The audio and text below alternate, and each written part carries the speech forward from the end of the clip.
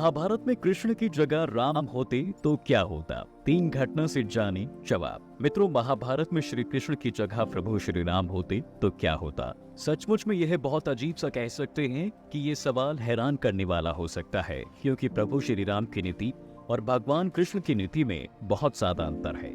जबकि दोनों ही भगवान विष्णु के ही अवतार हैं, दोनों इस पृथ्वीलोक पर मानव रूप में आए हैं। श्री कृष्ण अपने लक्ष्य को साम, दाम, दंड और भेद सभी तरह से हासिल करने का प्रयास करते हैं और हासिल भी कर लेते हैं। लेकिन प्रभु श्री राम तो मर्यादा पुरुषोत्तम श्री राम हैं। उन्होंने कभी भी अनीति का सहारा नहीं लिया। तो ऐसे में यह सोचना कि यदि महाभारत काल में कृष्ण की जगह राम होते तो इसका परिणाम क्या हो सकता था। हालांकि ऐसा सवाल पूछने का कोई मतलब नहीं है, क्योंकि दोनों का काल और परिस्थिति अलग अलग है। लेकिन फिर भी हम आपको इस प्रश्न का उत्तर देना चाहते हैं। तो आइए इस वीडियो में इस सवाल का जवाब जानते हैं। अब दोस्तों, यहाँ हम आपको कुछ घटनाओं का वर्णन करके इस सवाल का जवाब भी देंगे। पहली घटना, जब भगवान श्री कृष्ण स्यमंतक मणि की खोज में एक गुफा में पहुंची तो उनका सामना रामायण काल के जामवंत जी से हुआ था, क्योंकि वह मणि जामवंत जी के पास ही थी। और जैसे ही श्री कृष्ण मणि लेने के लिए आगे बढ़े, जामवंत जी अचानक क्रोधित होकर उनके सामने आ गए। उस समय उन्हें भगवान की महिमा का ज्ञान नहीं था और इसलिए उन्होंने भगवान कृष्ण के साथ द्वंद्व युद्ध शुरू कर दिया। भगवान के मुक्कों के प्रहार से जामवंत जी के शरीर की एक एक गांठ फटती चली गई। पूरे 28 दिनों तक युद्ध चलता रहा। जामवंत जी का पूरा शरीर खून और पसीनों से लथपथ हो गया था। जब जामवंत जी युद्ध हारने लगे तो उन्होंने मदद के लिए अपने आराध्य भगवान श्री राम को बुलाया। उनकी आश्चर्य भरी पुकार सुनकर भगवान श्री कृष्ण को अपने राम रूप में प्रकट होना पड़ा। यह देखकर जामवंत जी आश्चर्य और भक्ति से भर गए। भगवान श्री कृष्ण ने कहा, हम मणि के लिए ही आपकी इस गुफा में आए हैं। भगवान के ऐसा कहने पर जामवंत जी ने बड़े हर्ष के साथ उनकी पूजा की और मणि सहित अपनी पुत्री कुमारी जामवंती को भी उनके चरणों में समर्पित कर दिया। भगवान श्री राम ने ही जामवंत को वरदान दिया था कि वो श्री कृष्ण रूप में उसकी इच्छा पूरी करेंगे। मतलब यह है कि होई सोई जो राम रचि राखा, को करी तर्क बढ़ावे साखा। दूसरी घटना, मित्रों, एक बार अर्जुन अपने रथ पर सवार होकर रामेश्वरम से गुजर रहे थे, जहां उन्होंने एक वानर को राम सेतु पर बैठकर तपस्या करते हुए देखा। फिर जोर जोर से हंसने लगे। लेकिन जब बजरंगबली ने अर्जुन से उसकी हंसी का कारण पूछा तो उसने कहा कि वह पत्थर के पुल को देखकर हंस रहा है। उस समय अर्जुन को खुद पर दुनिया का सबसे महान धनुर्धर होने का गर्व था। बातचीत में अर्जुन ने हनुमान जी से कहा कि आपके प्रभु राम बहुत वीर योद्धा और धनुर्धर थे, तो उन्होंने लंका जाने के लिए बाणों से पुल क्यों नहीं बनाया? इतनी मेहनत करने की क्या ही जरूरत थी? इस पर हनुमान जी ने कहा कि बाणों का पुल वानर सेना का भार नहीं सह सकता था। तब अर्जुन ने शेखी बघारते हुए कहा कि मैं बाणों का ऐसा पुल बनाता जो टूटता ही नहीं। इसके बाद हनुमान जी ने कहा, यदि ऐसी बात है तो अभी बना दो, यदि मेरे कदम से वह पुल टूट गया तो? इस पर अर्जुन ने कहा कि मैं अग्नि में चला जाऊं। तब हनुमान जी ने कहा कि यदि मैं हार गया तो अग्नि में मैं चला जाऊंगा। अर्जुन ने अहंकार में आकर भगवान राम का अपमान किया है, क्योंकि अपने ज्ञान के घमंड में उसने राम जी की धनुर्विद्या पर संदेह किया था।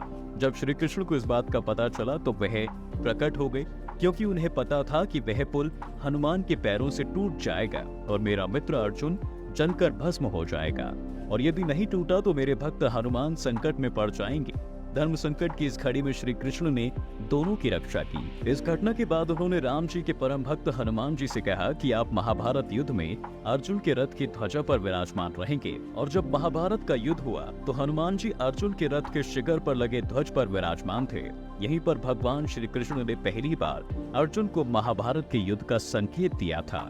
यहाँ इन्होंने अर्जुन को यह एहसास कराया कि आने वाले समय में जो भयानक युद्ध होगा उसमें तुम ही केंद्र होगे और तुम ही धुरी। इसलिए तुम्हें अपनी शिक्षा पर जो घमंड था उसे तोड़ना जरूरी था। मतलब यह कि होई सोई जो राम रचि राखा, को करी तर्क बढ़ावे साखा। तीसरी घटना, पौराणिक कथा में कहा गया है कि सभी यदुवंशी आपसी युद्ध में मारे गए। इसके बाद एक दिन भगवान श्री कृष्ण प्रभास क्षेत्र के जंगल में एक पीपल के पेड़ के नीचे योग निद्रा में लेटे हुए थे। तभी जरा नाम के एक बहेलिये ने उन्हें हिरण समझकर विषयुक्त बाण चला दिया, जो उनके पैरों के तलवे को लगा। इसी को बहाना बनाकर उन्होंने अपना शरीर त्याग दिया, और जब उसे पता चला तो उसे बहुत दुख हुआ। तब भगवान ने कहा, तू चिंता मत कर, आज तुम्हारा बदला पूरा हो गया है, क्योंकि मैंने त्रेता में राम के रूप में अवतार लिया था और छुपकर तुम्हें बाण से मारा था, जब आप अंगद के पिता और सुग्रीव के भाई बाली थे, और मैंने अपने लिए भी वही मृत्यु चुनी जो तुम्हें दी थी। लेकिन दोस्तों यह भी उनकी एक लीला थी और ऐसा माना जाता है कि श्री कृष्ण जी के तलुए में पद्म चिन्ह था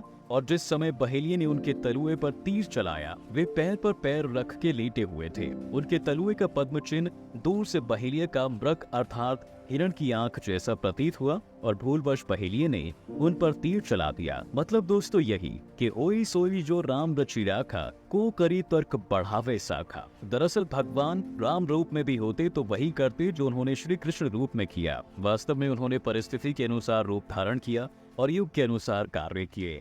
कहा जाता है कि श्री कृष्ण की माखन चोरी, रास लीला, गोवर्धन धारण, गोपियों के साथ नटखट लीला, शिशुपाल का वध, कंस का वध, नरकासुर से 16,000 कन्याओं को बचाना और महाभारत के युद्ध की रचना करना, इन सभी का लिंक श्री राम के जीवन से ही जुड़ा हुआ है। इस संबंध में गोस्वामी तुलसीदास जी अपने द्वारा रचित रामचरितमानस में भी कहते हैं कि होई सोई जो राम रचि राखा को करी तर्क बढ़ावे साखा। अस कही लगे जपन हरिनामा गई सती जहां प्रभु सुख धामा। अर्थात जो कुछ राम ने रच रखा है वही होगा, तर्क करने कौन शाखा अर्थात विस्तार बढ़ावे। मन में ऐसा कहकर शिव जी भगवान श्री हरि का नाम जपने लगे और सती जी वहां गईं जहां सुख के धाम प्रभु श्री रामचंद्र जी थे। यह प्रसंग उस समय का है दोस्तों जब माता सती जी ने श्री शिव भगवान की बात पर विश्वास नहीं किया कि श्री राम जी ही परम ब्रह्म और ईश्वर हैं और माता सती जी श्री राम जी की परीक्षा लेने जा रही थी। आपको ये जानकारी कैसी लगी हमें कमेंट करके जरूर बताएं। साथ ही वीडियो को लाइक और शेयर करना बिल्कुल ना भूलें।